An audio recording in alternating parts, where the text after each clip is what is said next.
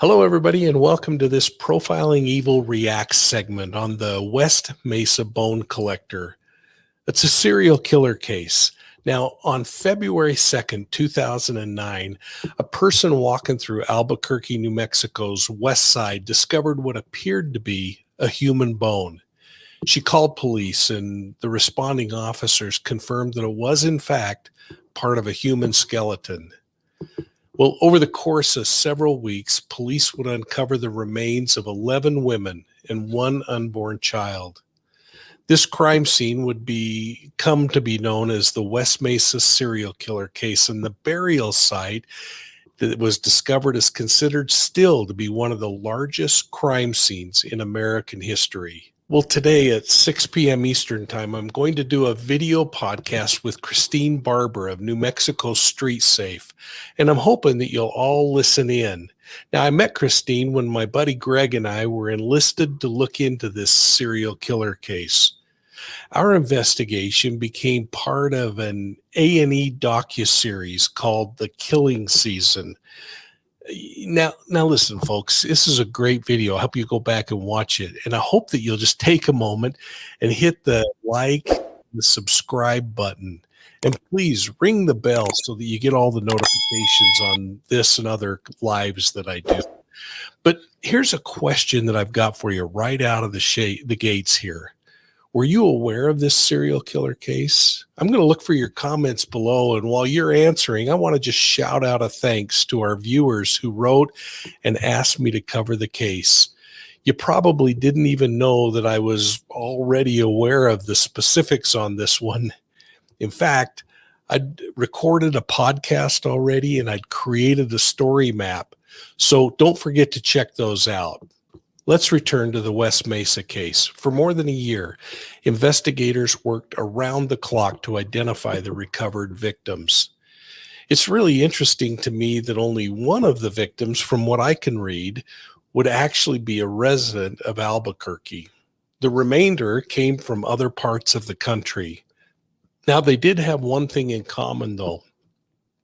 They were all working in the sex trade industry, and they all were likely involved in drug abuse. Another thing that they had in common was that they lacked a support system. In fact, you know what? I want to clarify that statement a little bit with this caveat. Rather than simply saying they lacked a support system, let me change it to say this. They had abandoned their support system long before they ever arrived in Albuquerque. Well, starting in 2008 and 2009, the women started disappearing from the seedy streets where customers sought out sex trade workers. The other people who were involved in the trade recognized that the victims were missing, but nobody ever reported it. In fact, it remained a quietly discussed secret until they were discovered on the West Mesa. Police used heavy equipment to explore the massive 100-acre gravesite. Eventually, they sifted through the dirt by hand in order to preserve as much evidence as possible. The serial killer was dubbed the Bone Collector, and most of his victims were Hispanic. They had similar physical characteristics, including shoulder-length dark hair. One victim was 32 years old, and two of them were only 15. Most were in their mid-20s. They wore what most of the sex workers on Colfax wore, jeans and tennis shoes. Now, Albuquerque police suspected that the bodies were all buried by the same person or persons.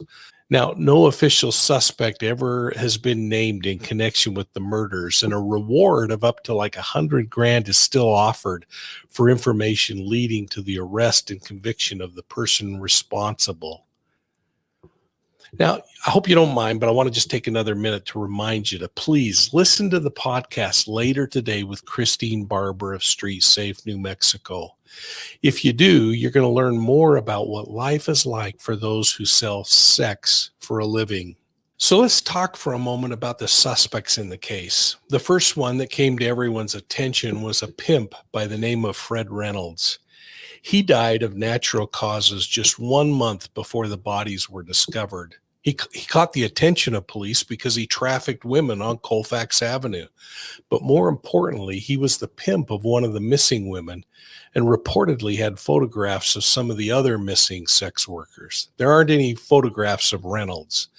In 2014, Joseph Blay surfaced as a suspect in the murders.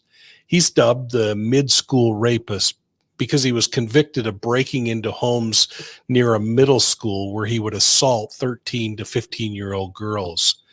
He's also suspected of killing a sex trade worker in 2015, and he's currently serving a 90-year prison sentence for the murder of a sex trade worker in 1985. Police records show that this guy was picked up more than 130 times between 1990 and 2009 in the area where the women had solicited. Now, several years ago, when Greg Cooper and I were hired by A&E to participate in an investigative documentary on the case, we became really interested in a suspect named Lorenzo Montoya. We spent weeks preparing for the taped interviews, and we studied dozens of autopsy reports, crime scene photos, documents, media reports.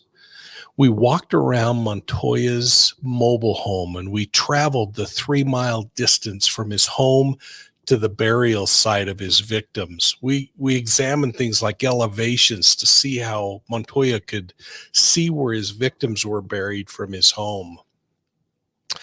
We studied aerial imagery from 2008 forward to today and theorized how he could have traveled between all of the pertinent points on the map.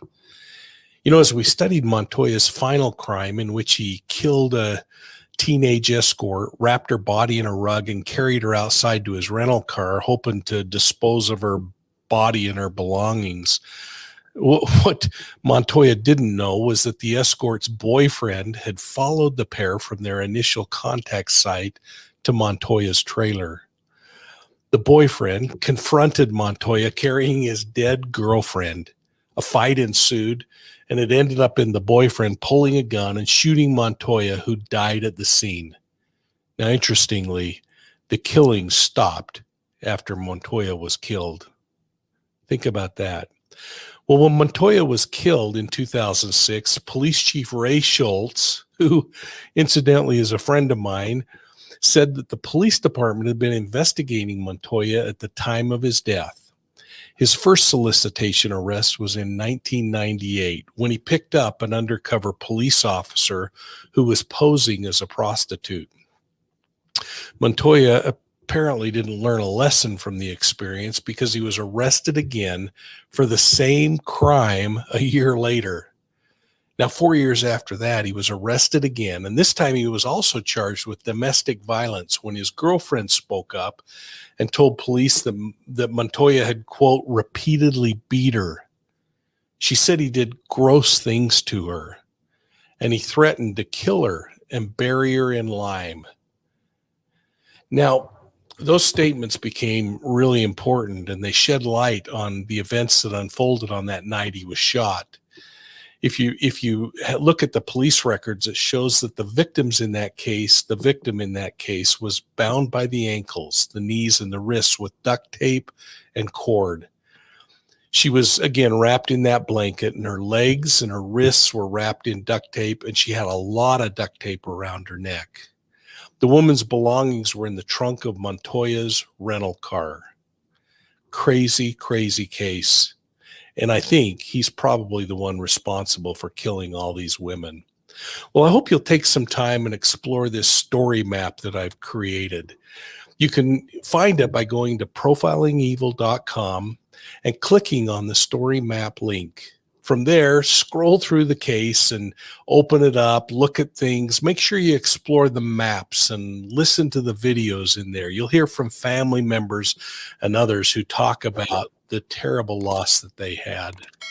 And once again, please ring that bell, subscribe, and that way you're going to get notified of the podcast later today and other cases as we let them unfold on Profiling Evil. I really want to thank you for your support of Profiling Evil. Hey, would you please consider joining our channel memberships and check us out on Facebook, Twitter, and Instagram. And like always, we'll just plan on seeing you soon at the next crime scene.